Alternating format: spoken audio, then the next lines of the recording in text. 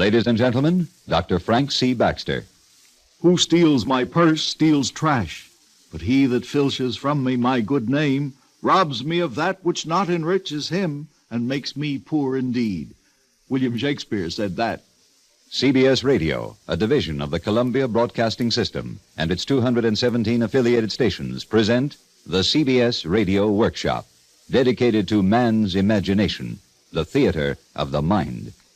Tonight, transcribed, the Workshop presents its first colloquy, featuring the eminent teacher of Shakespeare, Dr. Frank C. Baxter, professor of English at the University of Southern California, who in turn will introduce his special guest, Dr. Baxter. Thank you and good evening. For some time now, many of us have been fascinated by a controversy unique in the annals of literature.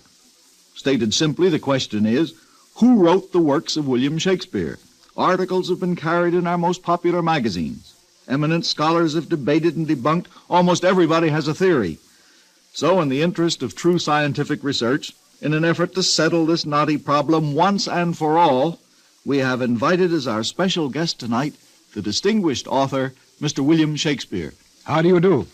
I trust you had a pleasant journey, Mr. Shakespeare? Aye, and with more comfort and in less time than once it took to fork a palfrey from Stratford up to London. Half a day from old England to the brave New World. The time, to be sure, is out of joint, sir. Yes, time travels in divers paces with divers persons. That's an As You Like It, Act 3, Scene 2. Yes, I know. Well, Will, if I may call you Will? Will it as you will. Thank you. Will, there have from time to time been questions raised as to whether you actually wrote the plays and poems which bear your name. No, it is a tale told by an idiot, full of sound and fury signifying nothing. Well, be that as it may, that's why we've asked you to be with us tonight, to shed some light on this clouded controversy. I shall be glad to help, though in truth the matter galls me. As indeed it well might. Believe me, it is no flattering unction to my soul. Have you the slightest notion how many candidates have been nominated to fill my buskins? Well, there's Sir Francis Bacon, of course, and Edward Dyer, and the Earl of Oxford. And 3 more earls, Southampton, Rutland, and Derby. Then there's Sir Walter Raleigh. There was even a woman, I believe. Oh, spare the mark, the delicate Countess of Pembroke. And don't forget my contemporary scriveners, Dekker, Heywood, Webster, Peel, Nash. How do you account for such confusion of claims, Will? There were no such things as copyrights in my day. A writer was commissioned by a company of players to write a play. He did so, he was paid for it, and that was the end of it. Well, how much was he paid? Well, that would depend. 6, 7, 8 pounds. 10 pounds was most generous, about $500 in your money. Oh, $500 seems very little for all the rights to a play. It was, and therefore a writer had to do other things to eke out a living. I myself was an actor, as well as a shareholder in the company. Your company was called the King's Men, wasn't it? Yes. You see, it was absolutely necessary in those days for an acting company to be patronized by a nobleman or a member of royalty. Why was that? Well, if he were not so sponsored, the law demanded that the lobe of his right ear be pierced by a red-hot iron of the circumference of an inch. Well, apparently it wasn't exactly respectable to be an actor in your time. Is it in yours? Well, even today we find it better to have a sponsor. Exactly. As members of the King's Company, we enjoyed many privileges not granted to less eminent groups. But with these privileges went the obligation to maintain our eminence, to please not only the court, but the crowd. In other words, we had to produce hits, and almost every day a different play. I see. You didn't then know the luxury of long runs. Oh, indeed not. Our public was as fickle as it was avid.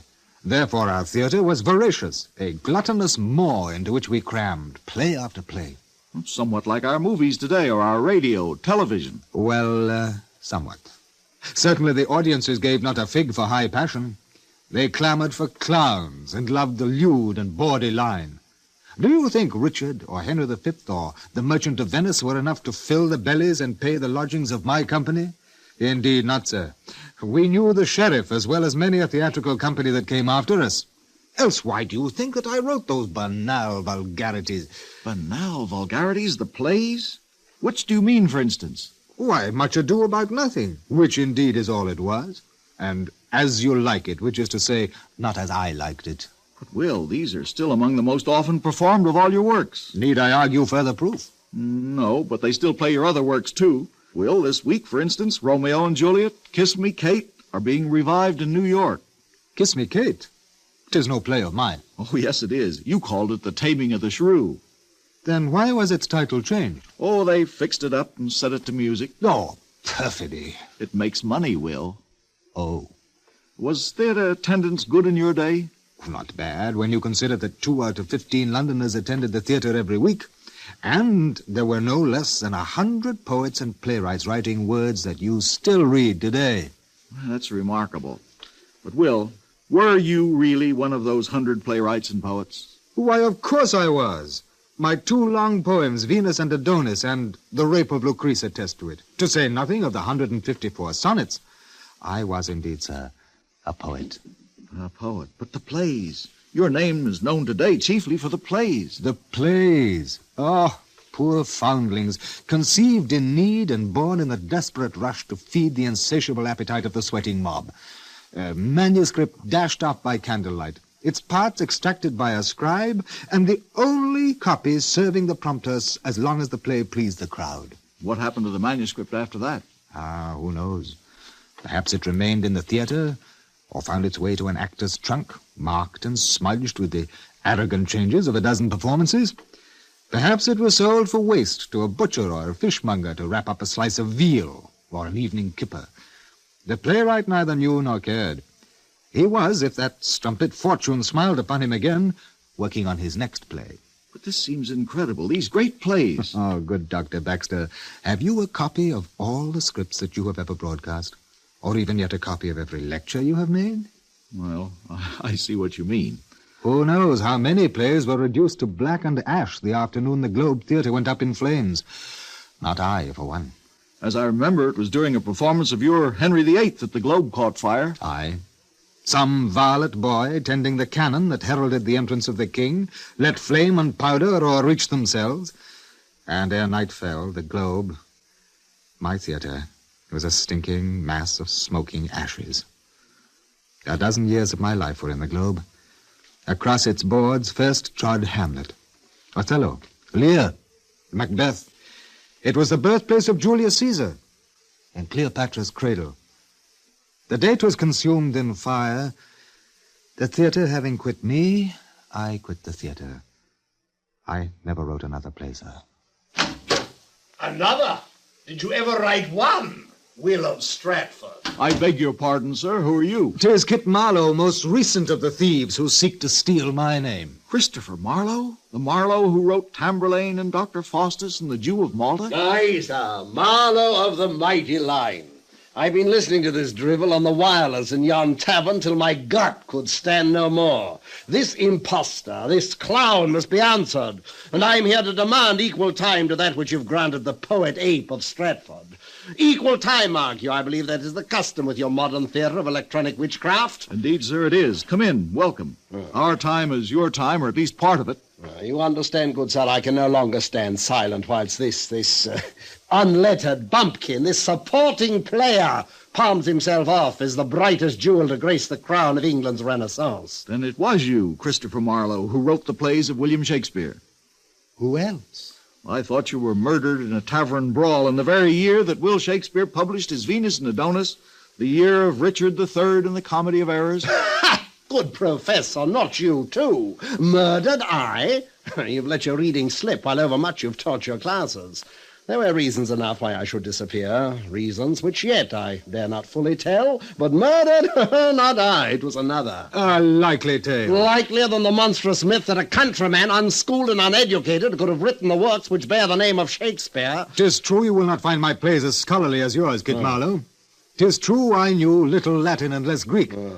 I was better acquainted with people than I was with books. Oh. Master Marlowe, since you insist that history lies in telling us that you were murdered at the age of 29, perhaps you'd be good enough to tell us what did happen to you. That I will, sir, and gladly.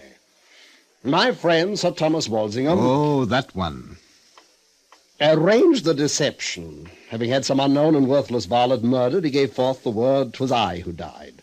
Then all secured, I made my way to France, and thence south to Italy, where I learned the manners and the customs of those distant lands, where, incidentally, I gathered background material for Romeo and Juliet. Oh, what a lying rogue and peasant slave is he. I wrote that, yes, and other comedies and tragedies which I produced under the name of an obscure actor called William Shakespeare. But why use my name? Well, mine I could not use, being still suspect and with a price upon my head.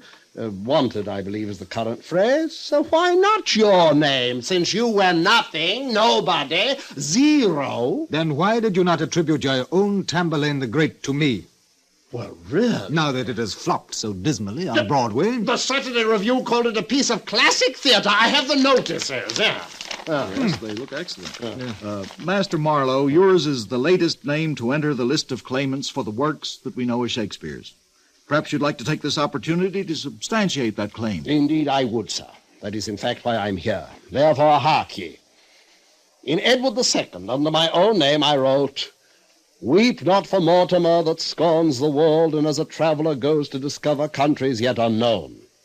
And then I wrote Hamlet, using the name of Shakespeare, in which you'll find these words, "The undiscovered country from whose bourne no traveller returns."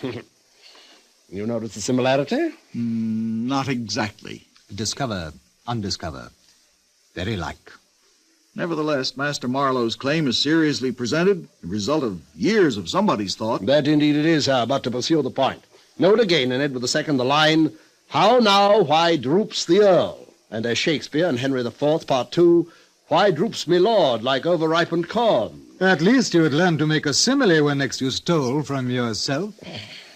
Once more, in Edward II, I say, "I arrest you of high treason." And using Shakespeare's name in Henry VIII, I wrote, "I arrest thee of high treason." If you must arrest a man of high treason, is there a simpler way of saying it? Though it is clear that my way is more graceful. No, I could go on And onward he will go, unless somewhat stopped by lack of breath or the roving eye of a passing wench. Is there no way, good Dr. Baxter, to bring an end to it? Not an end, but the middle. For here, as is the custom in our CBS Radio Workshop Colloquy, we pause for a short announcement. You are listening to Colloquy 1, the first in a series of discussion programs to be presented from time to time as part of the CBS Radio Workshop. This evening, our special guest is Dr. Frank C. Baxter, professor of English at the University of Southern California, who is interviewing the noted author, William Shakespeare. Once again, here is Dr. Baxter. And we have an unexpected but very provocative guest, Christopher Marlowe, the great Elizabethan playwright and the most recent of a score of Shakespeare's contemporaries who claim to have written his works. Well, can there be any rational argument against such overwhelming proof? I would not deign to dignify such syllogistic sophistry. Beg your pardon, sirs. Yes? Were you looking for someone? I am told by the warders of your gate that somewhere within a colloquy is being held. Is this the place? Well, it is, but I'm... Then permit me. I am Edward de Vere, 17th Earl of Oxford. And you, sir? I am the first Francis Baxter of South Pasadena, at your service, my lord. Oh, we are well met, sir. Will Shakespeare.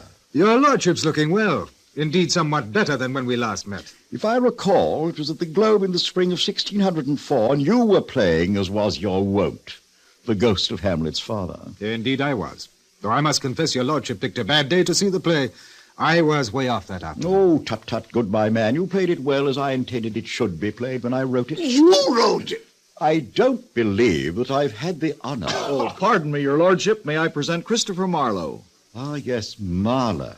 Informer, spy, pederast, and sometimes scrivener. Have it, the ruling aristo, sycophant, spineless ornament of a decadent. Wait, Gentlemen, fellow, I'll have you right It is there. easy to see why Marlowe's mighty line was ended so early and so violently. I demand this ignorant volley be removed. Ignorant! I grace the halls of Cambridge more brilliantly than ever you, the university which bears your name. My name, Old sir, school is ties, the current phrase, is it Yes, not? approximately. Let's call it school spirit. Dancer. Sir, Master Marlowe has as much right here as you. These days, we make much of a man's right to speak his mind without fear or reprisal. Of what use, then, the stock, the rack, and the pillory? None any longer. Ours is an enlightened age. And so was ours, but we had ways to curb the vagrant tongues of churls. We found out that if we let them wag their vagrant tongues long enough, they end by hanging themselves. It is passing strange, what?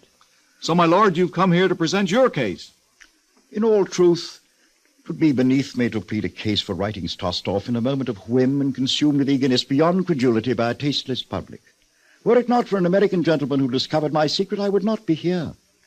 But Since he has gone to such lengths to prove the truth I know so well, I feel it only fair to him to present here the arguments he has advanced in my favor, and thus set injustice right, and prevent either a brawling tippler or an Avonian peasant from claiming what is my due.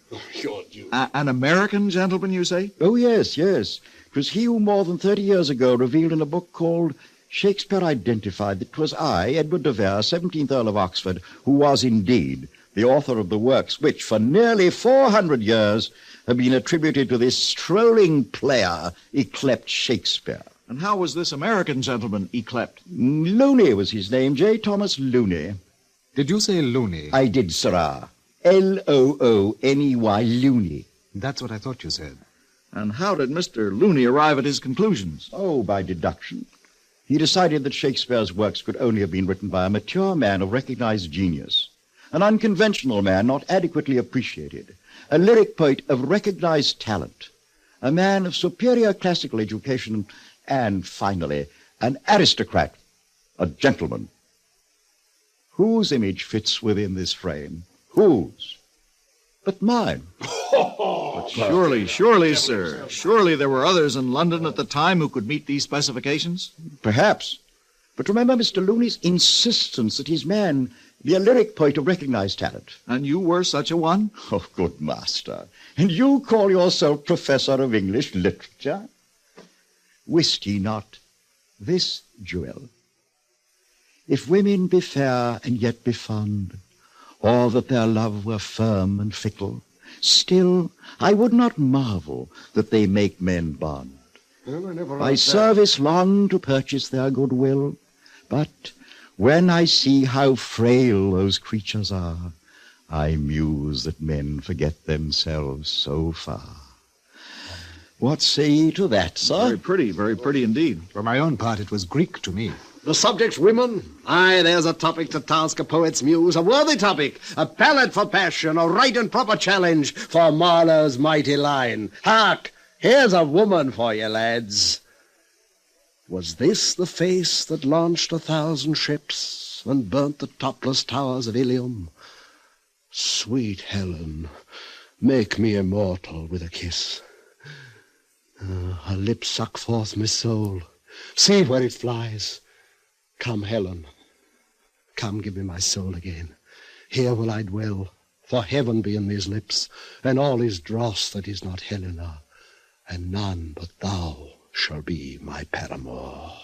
Dross, indeed. You quote yourself very well, Master Marlowe. No, it offends me to the soul to hear a robustious, periwig-pated fellow tear a passion to tatters, to very rags.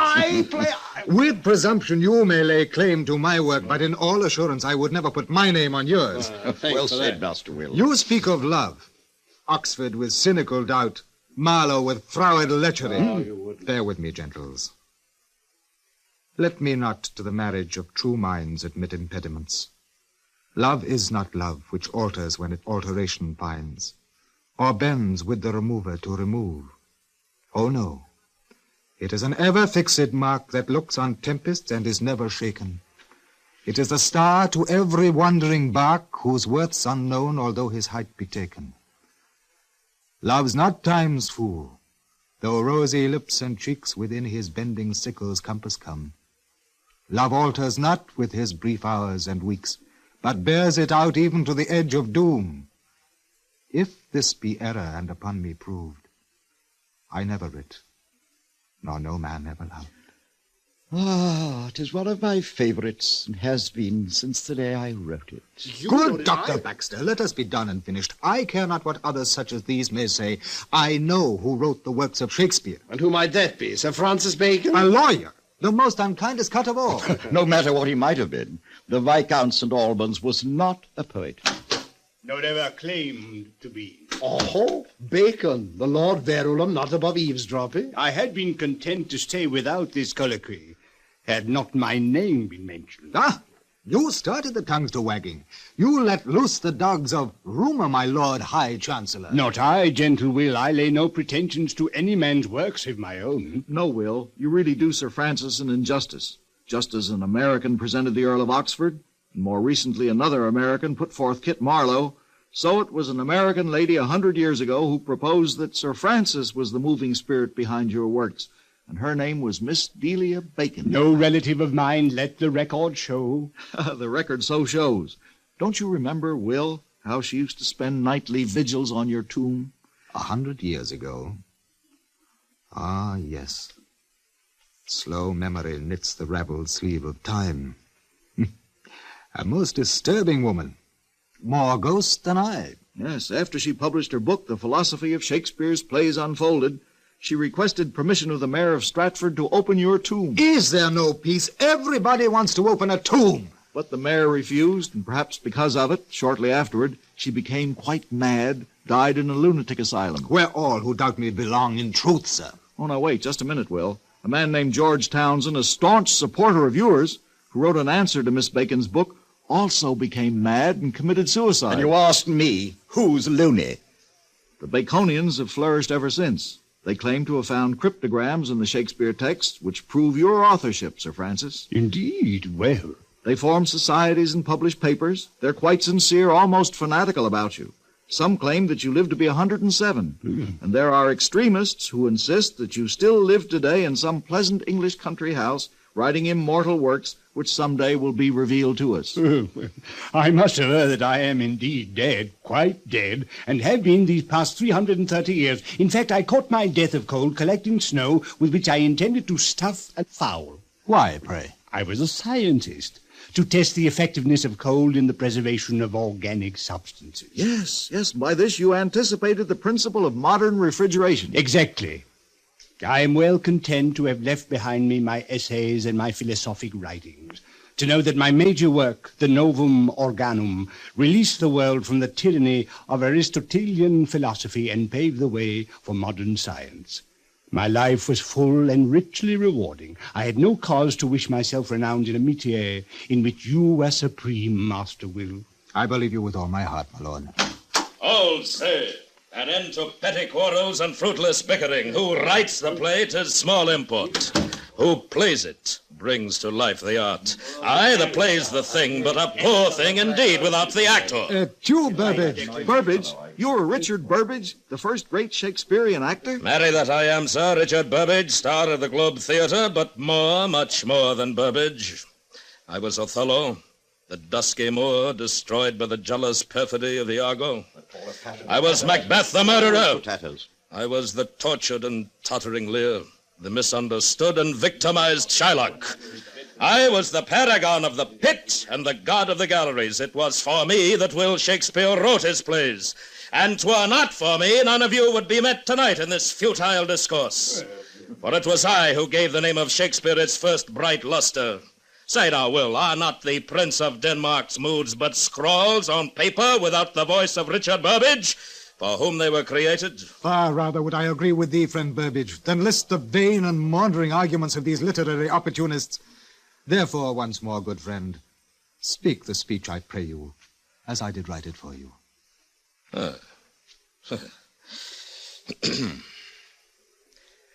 To be or not to be, that is the question. Whether 'tis nobler in the mind to suffer the slings and arrows of outrageous fortune, or to take arms against a sea of troubles, and by opposing end them. To die, to sleep, no more, and by a sleep to say we end the heartache and the thousand natural shocks that flesh is heir to.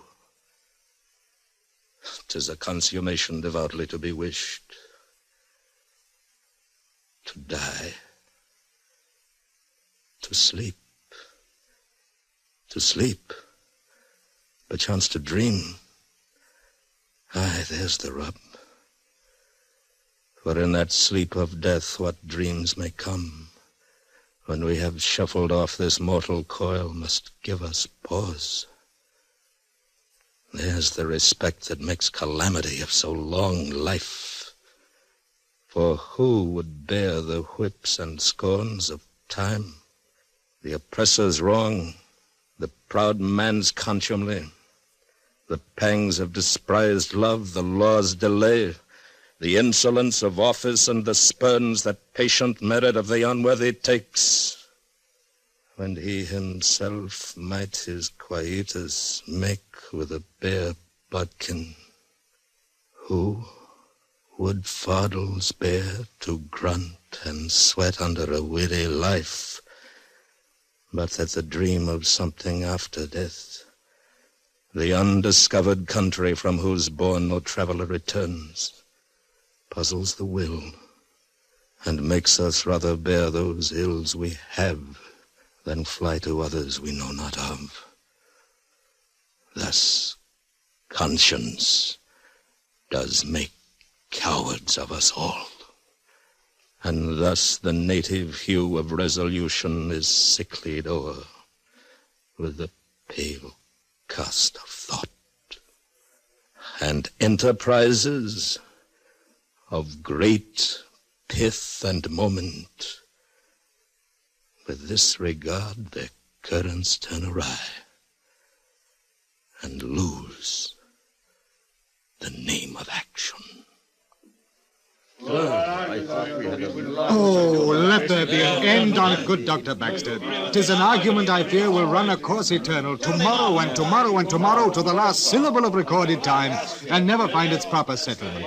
I say a plague on all their houses. Come on then, Will. Though we boast no Mermaid Tavern in Hollywood, there's a quiet little place across the street from the studio where the landlord might well find a stoop of ale or a cup of Rhenish. Come then, good my friend, let us tarry here no longer. They've gone, all of them, back into an ancient past. Our revels now are ended. These our actors, as I foretold you, were all spirits, and are melted into air, into thin air. And like the baseless fabric of this vision, the cloud-capped towers, the gorgeous palaces, the solemn temples, the great globe itself, yea, all which it inherit, shall dissolve, and like this insubstantial pageant faded, leave not a rack behind. We are such stuff as dreams are made on, and our little life is rounded with a sleep. You have been listening to an interview with William Shakespeare featuring Dr. Frank C. Baxter and produced and directed by William Frug. Our transcribed colloquy was written by William N. Robeson, with additional dialogue by William Shakespeare, Christopher Marlowe, Sir Francis Bacon, and the 17th Earl of Oxford. Additional research by Professor Frank W. Wadsworth of the Department of English, University of California, Los Angeles. Ben Wright was William Shakespeare. Hans Conried was Christopher Marlowe. Ramsay Hill was the Earl of Oxford. Jay Novello was Sir Francis Bacon. And William Conrad was Richard Burbage.